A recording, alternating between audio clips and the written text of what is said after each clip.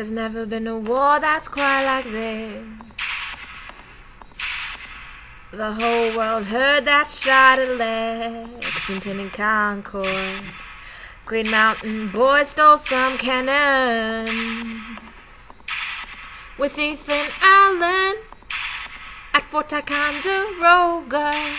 General Howe, like we are running out of ammo. You guys don't shoot till you see the whites of their eyes. Militiamen in the Continental Army, and we agree with Jefferson July for Declaration, fighting England, forming a new nation. If we lose, we'll all be hung for treason, but we'll never be royals, even though it's our blood. You see, King George just aimed for us. We crave a different kind of gun, for the people are the rulers. Yeah, we don't need a king or queen, the people will rule. Gonna be democracy. Technically a republic, though. Didn't have to come to this. We tried for peace with the olive branch petition. Now here we are at Saratoooooga, the turning point. And now the French will join us at Valley Forge like sick troops, no boots. At least the French will help us. What a useless Continental Congress standing there. We've been using guerrilla warfare with Lafayette like I'm a French dude. I'll help you train your troops. We'll lead a siege, trash them into Chesapeake, siege Yorktown. We gonna bring those redcoats down. We'll never be royals, even though it's our blood. You see, King George just aimed for us. We crave a different kind of gun. The people are the rulers. We don't need a king or queen, the people will rule. Gonna be democracy. Oh, oh, cut off the supplies in the siege. We brought the British to their knees.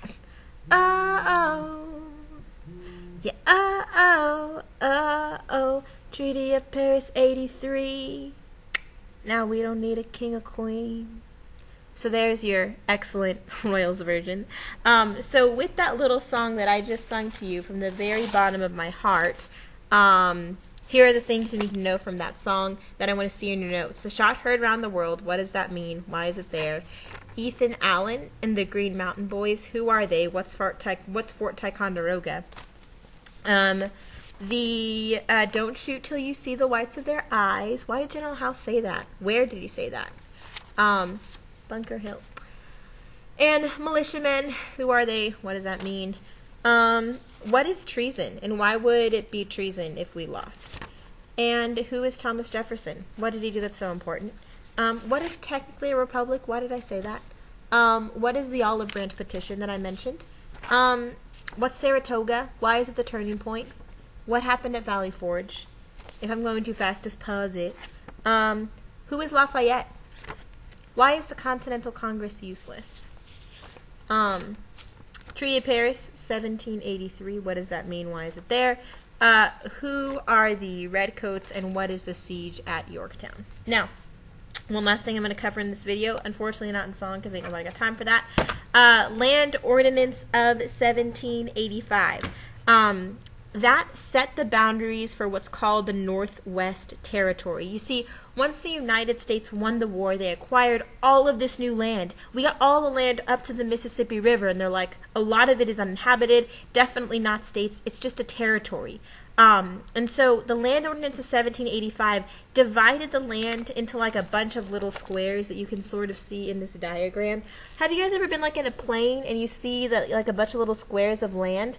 That's because of the Land Ordinance of 1785 largely. The little divisions of squares I showed you are called townships, and the townships are divided into sections. and then the sections itself, have different purposes. And the United States was able to sell those townships to people in order to make money to pay off their debt from the war.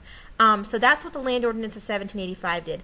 Now, what the Northwest Ordinance did, so there's two different things. Land Ordinance of 1785, which is what I just explained to you, and that set the boundaries of the Northwest Territory, organized the land, it was sold to help pay debts, and then the boundaries were able to be drawn in those little squares.